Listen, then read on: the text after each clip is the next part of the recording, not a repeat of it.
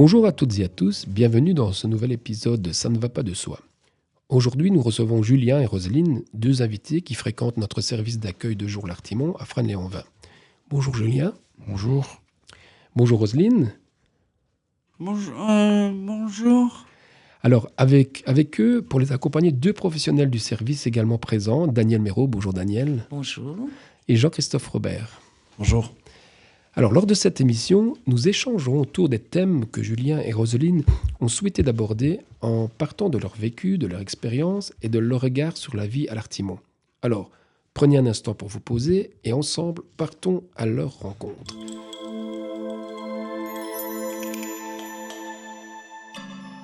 Alors, Julien, pour commencer peut-être avec vous, est-ce que vous pouvez nous dire un mot sur l'Artimon? Qu'est-ce que c'est pour vous et surtout, qu'est-ce que ce service représente finalement? Bonjour, je me présente. Voilà. Et voilà, l'Artimon, c'est un centre de jour pour moi et c'est un centre d'occupation. Et vous, Roselyne, qu'est-ce que c'est pour vous l'Artimon? Moi, c'est un centre de jour. Et puis, j'aime bien d'être accompagnée aussi pour certains projets. Mhm. Comme on fait beaucoup avec le service. Comme les vacances, par exemple, de 3 jours, le groupe Parole. Et qu'est-ce que ça veut dire aussi? Les éducateurs sont très chouettes. C'est un lieu pour vous, donc, pour faire des rencontres, si je Ouais. comprends bien, et en même temps Ouais. pour faire des activités. Et vous, Ouais. Julien, c'est aussi la même chose? Oui, Alors, ça fait déjà quelques années, il paraît que vous êtes déjà à l'Artimon. D'après ce qu'on m'a expliqué, ça fait 11 ans que vous êtes à l'Artimon, Julien, oui. et vous, Roselyne, 8 ans. J'aurais envie de vous poser une question. Depuis tout ce temps, il y a beaucoup de choses qui ont changé, j'imagine, sur 11 ans, sur 8 ans. Qu'est-ce que vous retenez finalement de ces 11 ans, de ces 8 ans? Moi, je trouve que c'est bien et qu'il y a des fois, on a des moments durs, quand on a des conflits, des trucs comme ça dans la vie. Il y a des jours où on est bien, il y a des jours où on n'est pas bien. Il y a des jours où on a envie de rigoler, il y a des jours où on n'a pas envie de rigoler. Mais moi, je trouve que je me sens bien à l'Artimon pour l'instant et je vais rester là pour l'instant. Mhm. Et vous, Roselyne, Moi aussi, quand j'ai des conflits, j'en ai peur. vous avez peur des conflits? Ouais. D'accord. Et quand il y a des conflits, si ça ne va pas, on appelle les éducateurs. D'accord. On viendra tout à l'heure un petit peu sur les conflits, hein, parce que Ah. j'ai prévu quelques questions justement pour vous en parler un tout petit peu. En même temps, ce que j'avais envie peut-être vous poser comme question aussi, est-ce que ça a été facile d'entrer à l'Artimon au départ quand vous êtes arrivé, Julien? Au début, j'avais peur, mais après, je me suis mis à, j'ai rentré et après j'ai vu que les éducateurs ils étaient chouettes et qu'il y avait des personnes que j'avais été avec à l'école qui étaient là et c'est ça qui m'a fait rester et que je suis à l'Artimon. Mhm. Et vous, Roselyne, c'était facile quand vous êtes arrivé à l'Artimon? Parce que je connaissais déjà 2 personnes. Ah, vous connaissez déjà 2 personnes. Et ça aide de connaître déjà 2 personnes alors? Ouais, Audrey et Stéphane, parce que ils étaient du centre d'accompagnement de tournée. D'accord. C'était des personnes que vous connaissez du centre d'accompagnement de tournée. Ouais. Et ces personnes, elles ont eu quel rôle pour vous par rapport à l'Artimon? C'est déjà mis depuis longtemps, donc... Mhm. Et ils vous ont aidé peut-être à trouver l'Artimon ou pas? Non, c'est une assistance sociale qui m'a aidé. D'accord. C'est un peu la question aussi que je voulais vous poser, Julien. Comment vous êtes arrivé à l'Artimon, vous, justement? Est-ce que c'était parce que vous avez trouvé de vous-même, ou bien parce que c'était vos parents qui cherchaient, ou bien comment ça s'est passé? Vous vous souvenez un peu? J'ai maman qui cherchait, qui se renseignait à gauche et à droite et après j'ai dit on va essayer là et je suis rentré directement. J'ai fait un essai, ça m'a plu et j'ai resté. Poser cette question, mais pour qu'on comprenne bien, qu'est-ce que vous venez y faire finalement à l'Artimon? Et qu'est-ce que vous aimez y faire? C'est quoi vos activités les plus importantes? Moi, c'est faire plein d'activités avec tout le monde, avec les éducateurs et les bénéficiaires. Et surtout, moi, j'aime bien laver les bus, faire l'entretien des bus, faire l'entretien de la terrasse, tout ce qui est extérieur, en fait. Tout ce qui est extérieur. Quand c'est à l'intérieur, l'hiver, j'aime pas. Moi, c'est tout le temps être dehors. Quand il pleut, c'est pas gai, bon, on fait un truc à l'intérieur. Mais moi, j'aime bien d'être dehors. Et j'entends que donc à l'Artimon, pour vous, c'est comme un lieu de travail finalement. C'est ça. Daniel, tu voulais intervenir? Je voulais te dire, Julien, tu as un nouveau projet maintenant à l'Artimon. Oui, j'ai exactement, Daniel. J'ai un nouveau projet. Ben, c'est laver les bus une fois par mois ou 2 fois, je sais plus très bien, avec Geoffrey, un nouveau bénéficiaire. Et toi, Julien, quand tu t'occupes des bus, tu es seul, ça se passe comment en fait, un peu? Ben, je suis seul avec un bénéficiaire et je fais ça tout seul. Il n'y a pas d'éducateur qui t'accompagne, tu es Ben, responsable. des fois, non, je suis responsable et je regarde. Maintenant, ben voilà, il y a des fois, ben, il y a des éducateurs, mais souvent, je suis seul et je fais ça bien. C'est vrai que ça se passe très bien, oui, c'est vrai. Et vous, Roselyne, c'est quoi vos activités les plus importantes alors que vous trouvez importantes? Moi, ce que je fais souvent, c'est la cuisine avec Daniel, le tricot, le journal.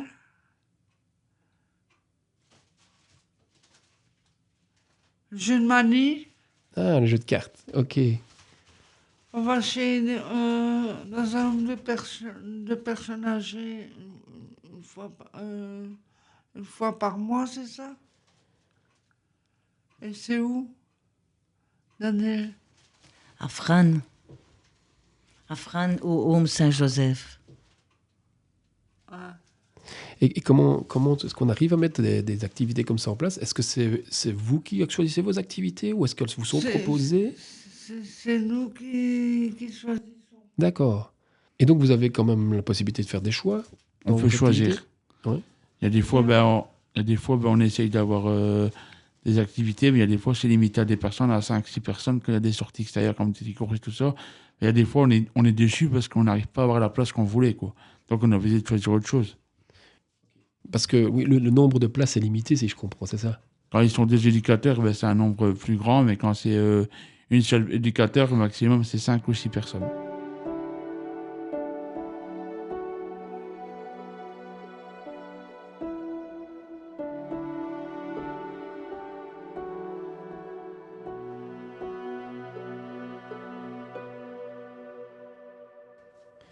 Et vous trouvez important d'avoir cette possibilité de choix finalement dans votre institution? Ouais, parce qu'on peut quand même beaucoup choisir de ce côté-là. Mhm. Par exemple, il y a groupe peinture qu'on a oublié. Comme activité, tu parles? Ouais. Avec... Avec Christine, c'est ça? ouais. C'est un atelier de peinture, c'est ça? Ouais. C'est de l'artisanat, c'est de l'art Il y plastique. a Ok. aussi... comment que ça s'appelle? L'ordinateur. Informatique. Ah. Pour les activités, vous choisissez tous les matins une activité différente ou alors c'est prévu pour longtemps? Bah, moi, je choisis quand ça me plaît. Moi qui ne suis pas dans votre service, j'essaie de réfléchir. Et les activités, donc ça veut dire qu'il y a des activités programmées à l'avance?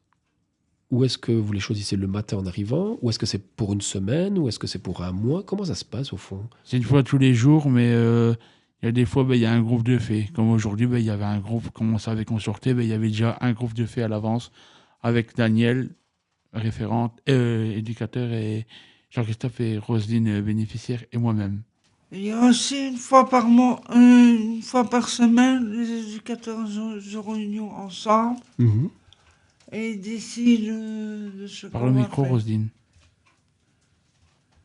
C'est bon? Et les éducateurs, tu disais, les éducateurs décident ensemble. Qu'est-ce qu'ils décident ensemble, les éducateurs, alors? Il faut une réunion avec la directrice, ils décident de ce qu'ils vont faire. C'est la réunion d'équipe des éducateurs, en fait. D'accord, Ouais. d'accord. Et quoi c'est les éducateurs qui vont discuter sur les propositions que vous faites? Ou bien, Proposition. vous faites des propositions, c'est ça? Ouais. D'accord. Et comment ça se passe, les propositions?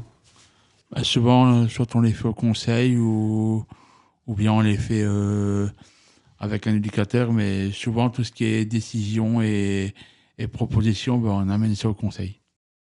Donc, en vous écoutant, je me dis, j'entends qu'il y a des propositions, qu'on doit discuter, qu'il y a du débat hein, dans l'institution, ça j'entends. Je me dis en plus, Roselyne, si je ne me trompe pas, vous avez 63 ans, c'est bien cela? Julien, vous avez 32 ans. Ça veut dire que au sein même de l'institution, vous vivez avec des personnes avec des âges très différents, avec des désirs différents. J'entends travailler d'un côté, d'amusement. Mais je me dis, mais alors, est-ce que c'est facile de vivre en groupe dans une institution comme la vôtre? Ben, il y a des fois, on a une super bonne ambiance, on va rigoler avec tout le monde et s'éclater. Et il y a des semaines ou des jours, ben, que tu arrives là, ben, l'ambiance elle est pourrie, quoi. Tu arrives là, il y a des disputes, il y a des conflits, et il y a des fois, ça se mêle des affaires qu'elle ne regarde pas. Et c'est ça que ça met mauvaise ambiance à l'Artimon. En préparant l'émission, Daniel et Jean-Christophe me disaient que vous, Roselyne, vous parliez qu'à l'Artimon, il y avait deux mondes. Il y a un monde compliqué, où il peut y avoir des disputes, parfois, comme tu es en train d'expliquer un peu Julien, et un monde plutôt où les choses sont agréables et ça se passe bien. Vous savez nous en dire un petit mot sur ces deux mondes pour vous? Comment vous illustrez ces deux mondes dans l'institution? Moi, parce que moi, j'ai vécu en institution, donc Mhm. je sais qu'est-ce que c'est. Donc, quand il y a des disputes comme ça, Ouais. je panique et je m'en vais. Jean-Christophe, tu voulais intervenir? Ben non, c'était. Plus maintenant. Désolé. Ok. Désolé. Alors, donc, j'entends qu'il y a des moments qui vont bien, qui sont agréables, et des moments un peu plus conflictuels. Et comment on fait alors dans un SAJA, dans un service d'accueil de jour comme vous, pour régler ces conflits? Comment ça se passe, ça, en fond? Est-ce qu'il y a des choses qui sont prévues? Ou est-ce que vous les réglez vous-même? Ou est-ce que c'est les éducateurs qui règlent tout? Comment ça se passe?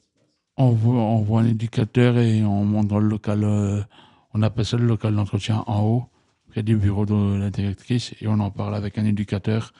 Et souvent, ben, on essaie de régler les conflits en haut avec un éducateur et la personne concernée. Mais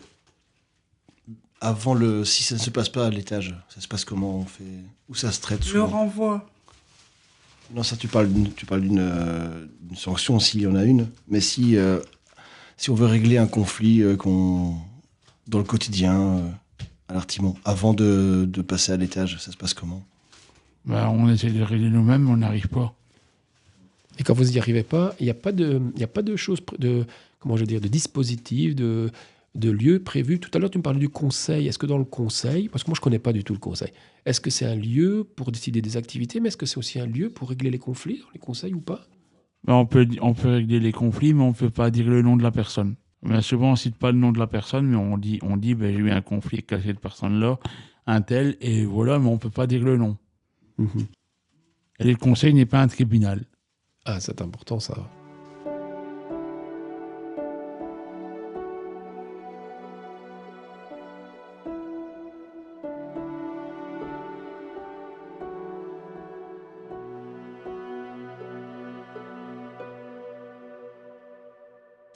Dans le conseil, on va plus tourner autour d'une thématique, alors c'est ça que tu veux dire? Oui. Et là, je me retourne peut-être vers Jean-Christophe et Daniel. D'où vient cette histoire cette histoire du conseil? Est-ce que vous connaissez l'origine ou est-ce que c'était déjà établi depuis très longtemps? Ou est-ce que vous avez vécu le moment où on a mis ça en place ou pas? Je pense que ça date de 2007 ou... Non, 2008, je dirais. 2008-2009. Et il y a eu quelque chose de particulier qui a fait que vous avez créé ce conseil comme ça? C'était une demande de la direction générale à ce moment-là, je pense. Et ensuite, ça a pris forme sur plusieurs années, quoi. Ça a bien évolué, quoi. Et avant, le conseil n'était pas obligatoire, Jean-Christophe, quand je suis rentré à l'Artimon au tout début. C'était en quelle année, ça, que tu es rentré encore? Je ne saurais plus dire. Donc il a évolué. Daniel, tu avais connu cette évolution, toi peut-être, ou pas? Oui, également, moi aussi. Oui. Oui, oui. Ah ben, en fait, au début, c'était les personnes qui avaient envie d'y aller. Ouais, je me rappelle, c'était un Et- petit groupe, Jean-Christophe, c'était avec toi et Marie souvent. Et tu faisais un panneau, tu disais, ben, aujourd'hui, à Conseil, on faisait un petit groupe. On le faisait même dans l'ancienne salle à manger, on avait un café. On faisait un café et tout ça comme un entretien. Je ne sais pas si tu te rappelles, au tout début. Mais c'est juste. Au tout début. C'était une fois par semaine, je pense. Ça, je ne sais plus très bien. Mais je sais qu'on n'était pas beaucoup. Et c'était souvent le lundi après-midi. Et comment ça se passait à ce moment-là? Bah, on parlait d'Artimon avec Maryse et tout ça, quoi. En fait, c'était des petits groupes parce que c'était pas obligatoire. Ouais, c'était pas obligatoire au Mais début. on s'est rendu compte à partir du moment que quand on discutait, ça partait souvent en tribunal, comme tu disais tantôt. Ouais. Et ça a mis des tensions à l'Artimon aussi. Oui, parce que les gens n'étaient pas au courant de tout ce qui se Ils passait. n'étaient pas au courant et on n'arrivait pas à leur dire parce qu'ils voulaient toujours avoir raison et ils nous croyaient pas. Donc nous, après, c'est comme ça que le conseil est devenu obligatoire, je crois. Parce qu'il y avait eu trop de disputes et trop de conflits. Donc après, c'est Maryse qui a pris la décision. Elle a dit, ben, une fois par semaine, il y aura le conseil tous les jours et je trouve que c'est mieux comme ça. Même qu'Audrey, elle a repris la relève, ben, moi, je trouve que c'est bien comme ça. Vous, Roselyne, vous trouvez que ça... Moi, il y a une chose que je veux dire. Oui. Dites. C'est pas méchant que je veux dire, mais il y en a beaucoup qui se mêlent des affaires des autres. Mhm. Ma question, moi, Roselyne, c'était plutôt de vous demander, est-ce que vous trouvez important et que c'est bien que tout le monde participe justement à ce conseil? Parce que j'entends qu'avant, c'était pas obligatoire, mais maintenant, tout le monde y participe. Mais en quoi c'est important que tout le monde y participe? C'est important pour moi parce que j'aime bien discuter des projets qu'on va faire plus tard. Mhm. Et aussi, comment dire ça aide-moi. Les là. activités extérieures, non? Ouais. Je trouve aussi important que tout le monde participe parce que ça traite un peu toute la vie institutionnelle aussi. Et donc, tout le monde est un petit peu au courant de tout ce qui se passe. Et tout le monde le traite ensemble. Et on essaie de ne pas mettre les gens à l'écart, justement. Donc c'est un moment clé. Et ça se passe combien de fois? À quelle fréquence? Une fois par semaine, soit le jeudi ou le vendredi. Et souvent, c'est le mardi, mais c'est rare. Et il y a des fois, on fait ça en 2 groupes, donc en 2 conseils. Et quand c'est un gros sujet qui concerne tout le monde, on fait un conseil unique. Et là, c'est tout le monde. Et pour vous, Julien, pardon, est-ce que c'est important aussi que tout le monde participe? Pour Roselyne, elle dit oui. Et pour vous, comment vous le vivez, ça? Ah oui, moi, je trouve aussi, parce que voilà, il y en a qui se mêlent qui des affaires qui ne le regardent pas. Et que ça met des conflits. Et après, on nous dit, ben non, il n'a pas dit ça.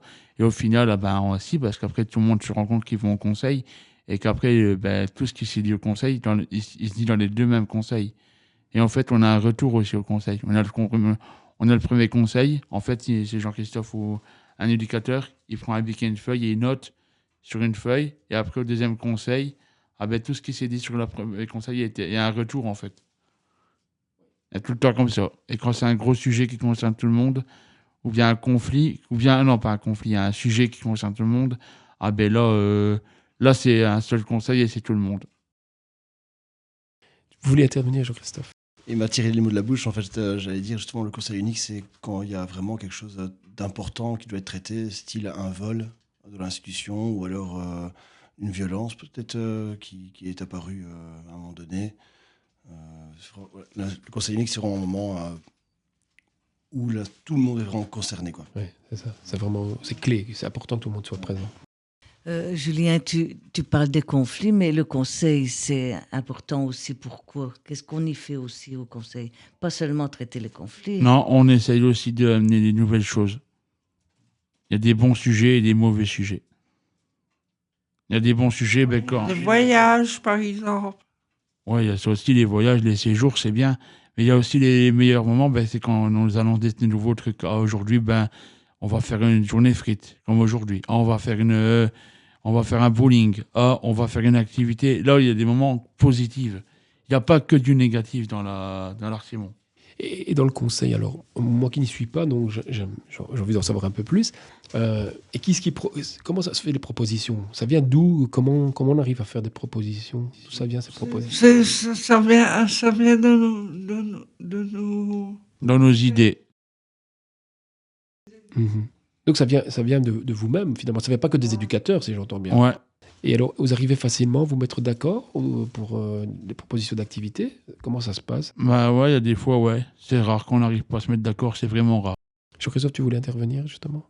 Oui, c'est pour une question d'étape. Comment ça fonctionne au début En fait, on fait un tour de table, si vous voulez. On fait un tour de table et chaque personne a l'occasion de pouvoir amener un sujet concernant bien sûr l'artimon. Il n'y a pas de sujet extérieur à l'artimon, quoi. Et donc les sujets après sont tous traités un à un pendant 1 heure et quart, plus ou moins. Et vous, Julien, et vous, Roselyne, est-ce que vous avez un exemple d'activité que vous avez vous-même proposée qui a été mise en place à l'Artimon? Boule carolée, qui a été mis en place. Le jeu de cartes qu'on avait proposé, que ça a été mis en place. Mhm. Il y a le groupe jeu aussi. Qu'est-ce que... Groupe tricot, groupe cuisine. Il y a plein de trucs donc, qu'on propose. Et vous, Julien, vous aviez déjà proposé aussi des activités particulières? Bah, moi, j'aime bien tout ce qui est extérieur, donc lavage de bus, l'entretien des pelouses à l'été et l'entretien du quotidien à l'Artimon.